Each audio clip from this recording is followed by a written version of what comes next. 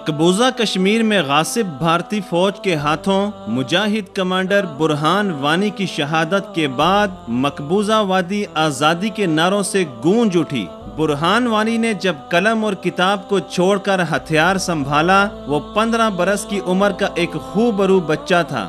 یہ عمر اس کے کھیلنے اور پڑھنے کی تھی، لیکن یہ دونوں حق اس سے چھین لیے گئے۔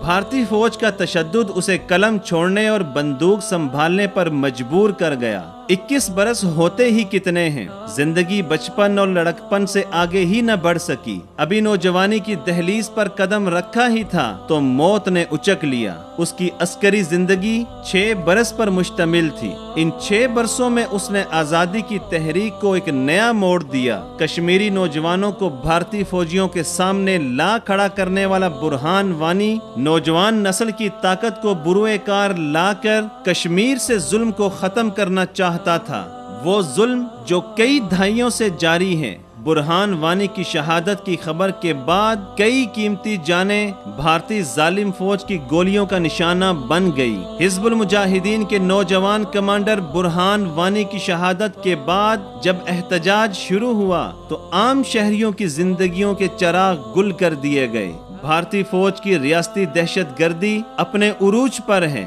برہان وانی کے جنازے میں شریک ہونے والے ہزاروں لوگوں نے ثابت کر دیا کہ آزادی کی جدوجہد ماند نہیں پڑے گی، بلکہ آنے والے وقت میں اس میں شدت کا جذبہ نظر آئے گا۔ نہتے لوگوں پر گولیاں برسانا اور ان پر مزید فوج تعینات کرنے سے مسئلہ حل ہوگا اور نہ ہی آزادی کے کارواں کو روکا جا سکے گا۔ نوجوان کمانڈر کی شہادت کے بعد حالات کا دھارا نیا رخ اختیار کر چکا ہے۔ یہ نیا رخ آزادی کے طلوع ہوتے سورج کا منظر پیش کر کے رہے گا۔ مقبوضہ کشمیر میں سیکیورٹی فورسز کے جبر نے بھارت کی شکل دنیا کے سامنے پیش کر دی ہے۔ اب دنیا کی ذمہ داری ہے کہ وہ اس کا نوٹس لے اور کشمیر کے مسئلے کو انسانی بنیادوں پر حل کرنے میں بھارت پر دباؤ ڈالے۔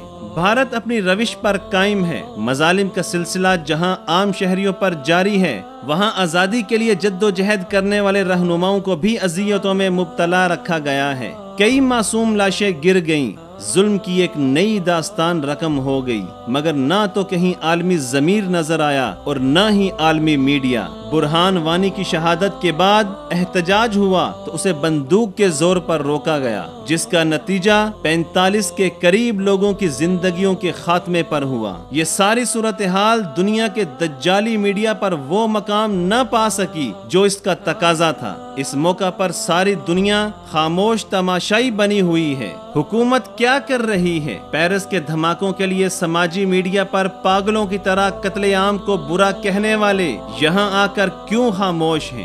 جعلی دانشوری کا ڈھنڈورا پیٹنے والوں کی زبان یہاں کیوں بند ہے؟ اقتدار کی ہوس میں مہینوں دھرنے دینے والے اب کہاں ہیں؟ عالمی دنیا اب کانوں میں انگلیاں اور آنکھوں پر